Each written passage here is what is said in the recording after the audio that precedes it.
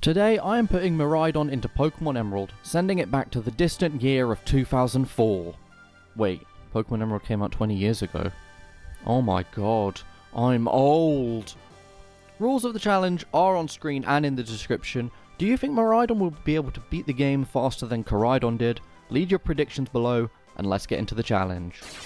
To begin the challenge, we take out Professor Birch's Iron Serpent. Wait, pause. That's Miraidon's Paradox name, I'm not being sus. Being a special attacker and having an attack-raising nature isn't the best, but it will do. Starting with Shockwave and Dragon Breath.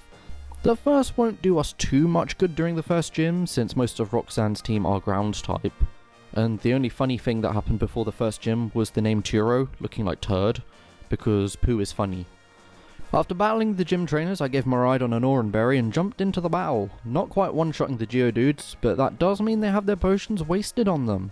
Meaning the Nosepass only has its own Oranberry to heal with, taking it out once that is consumed and winning the first badge in only 20 in-game minutes. Pretty speedy, and let's carry this pace on. I'm gonna sneeze.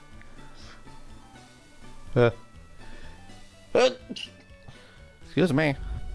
And after that, let's go straight into Brawly's gym. Again, battling the gym trainers and learning Charge, which is going to be a nice little help here. Once Charge is used, the next electric type move's power is doubled alongside the same type attack bonus boost.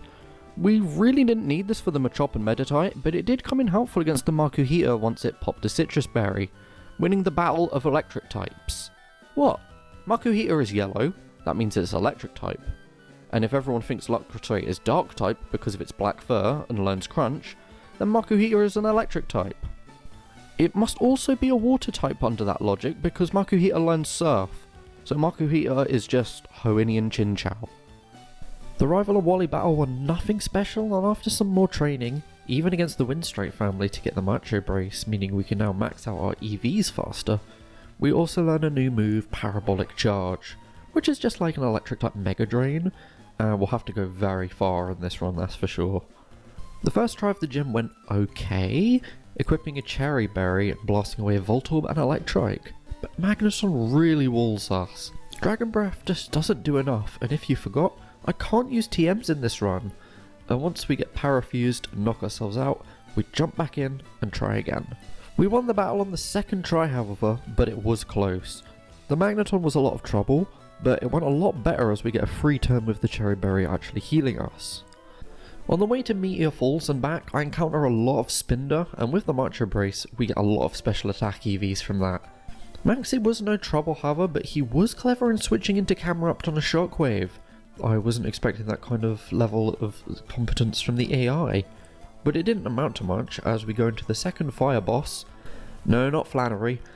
It's Kindler Jeff, because I messed up the trainerless route in the gym again. And now it's time for the third fire boss in a row, Flannery. We can't use electric moves on Numel or Camerupt, so we were pretty much stuck with Dragon Breath, but we still did a massive sweep. Even a tanky Torkoal was taken out in one shot with a charge boosted Parabolic Charge. I never have a good time against that Torkoal, which is essentially the GBA version of Whitney's Miltank.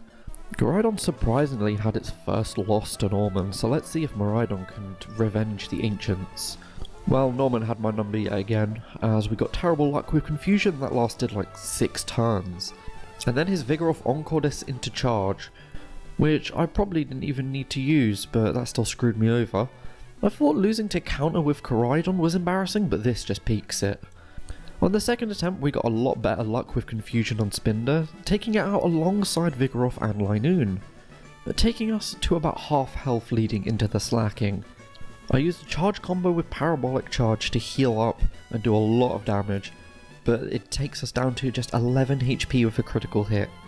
I really should have taken off the Macho Brace since it slows you down when held, but we managed to outspeed regardless and claim the 5th badge in a hard fought battle. So this section is pretty much a given with an electric type. I won't even go over what happens before the gym battle because it's not exciting in the slightest, and we just sweep Winona.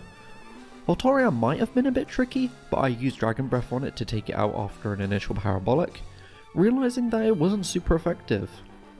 Let's just move on to the big story section, and then that dreaded double battle. So in the cavern under Jagged Pass, I lost to Maxie and made a strange discovery. Going back to him the second time means he releases Groudon again. So are there 2 Groudons knocking about home, or did one just smack its head on the ceiling and then fall back down so he can use the orb again? Regardless, we won the next try by the skin of our teeth. Teeth don't even have skin.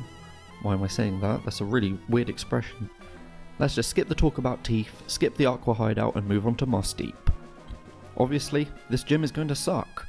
So I trained on the way to open up Pacific Log for Fly later on, and beat all of the gym trainers. Also getting and equipping the King's Rock, since I'm pretty sure our EVs are maxed out so there's no more need for the Macho Brace. I went into the battle at level 47 with my HM Azumarill with Defense Curl to not affect the battle outcome in any way. The first try, and with Claydol spamming Earthquake, we didn't stand a chance. So next time I focused on Claydol to take it out as soon as possible. But that now allows Xatu to set up with a Calm Mind and Lunatone to come in with Hypnosis and just tag team Miraidon. Why'd I write Miraidon in the script? I meant Miraidon. That's what the video is. I used some rare candies I found on the journey and got to level 51 and tried with these enhanced stats. This made a few ranges a bit more favourable towards us and meant we could survive a few more hits. It came down to just Miraidon being healed with Parabolic Charge and a Xatu with 6 Calm Mind boosts. This could be a battle for the ages, but we land a critical hit and win. We really needed that because that Xatu would have been dangerous for sure. We're in the final stretch, boys, and however many percentage of my audience are girls. Beating Team Aqua to release the big fish against the supposed 2 Groudons, or maybe 1, we don't know, and then having to gain the power of Slay Quasar to save the day. A true queen and an icon indeed. And we have an electric type against the water gym, so this goes exactly as expected. I swept the gym trainers too for a bit of extra EXP before the Elite Four, and also just to dunk on this gym as a whole. Dunk, because water. Pun wasn't intended, but it is now. During the Wally battle, we attempt to learn Electro Drift, which is a great move in raid battles, but here I messed it up because I cannot save my soul from eternal damnation. I gave it 6 PP instead of 5, and it only raises special attack and doesn't do damage. Well, I guess I have to get Shockwave back from the move tutor then. After a bit of a trot through the big cave, we finally reach the league and are at level 57. Here are our stats, and honestly, I think we can first try this if Phoebe doesn't use Curse on us first turn. Electric and Dragon are great against the first 3 members of the Elite Four, and Sydney is just Ho and Bruno, not too great. But am I being too cocky yet again? Probably. Let's find out. So yeah, Sydney was easy. I had to use Shockwave on Shiftry since it has a numerous evasion boosts, and we got hit with Sand Attack by Mighty Anna. Absol isn't one shot, so that means its ability uses up more of our PP, but nothing crazy there. Now let's battle Phoebe, and lose right away. I hate Curse so freaking much in these runs. Let's try again, so after getting back, I start with Charge since Dusclops mainly likes to start with Protect, and beating it with a Parabolic. Doing so with the rest of her team, and then making it to Glacier. Pretty simple once we actually can get past Curse. I'm not too worried about Glacier because Parabolic Charge will sweep through her Celios, and her Wolverine survives in the red. But we get frozen with its first move. Because of course I did. The second time getting to Glacier, we get back to the Wolverine and oh come on. What are the odds of this happening twice in a row? Answers in the comments please. And I honestly didn't think I'd need to grind for Aspia berries for this challenge. After getting back to Glacier again, we finally one-shot the Wolverine. I really hope the Glalie doesn't freeze us because we cannot one-shot those right now. But by some divine miracle they don't freeze us, and we manage to get through. And normally, these Gen 3 runs I sweep Drake with Ice Beam, but today it's Dragon Pulse's time to shine, giving us our first taste of the champion. In fairly short order, it would have been shorter if the freeze hacks didn't happen. So this battle was going really well with our electric moves and high special attack, and then Tentacruel lands Toxic, and that slowly wears us down, meaning we lose due to statuses yet again. We've not been knocked out in a standard fashion, it's only been statuses like Curse, Freeze and Toxic, so it's just getting really unlucky. After destroying Sydney, just about outliving the Curse damage with Parabolic against Phoebe, Glacier not freezing us, and Drake just being there, we finally get back to Wallace. He leads off with Wailord, which is immediately taken out for Parabolic Charge. Gyarados comes in and is just the worst choice against an electric type. Now here is where the trouble could start, as he sends in Tentacruel, and it lands an Ice Beam, but he doesn't have Glacier power so it doesn't freeze. We do eventually two-shot the Tentacruel once Wallace uses some full restores in vain.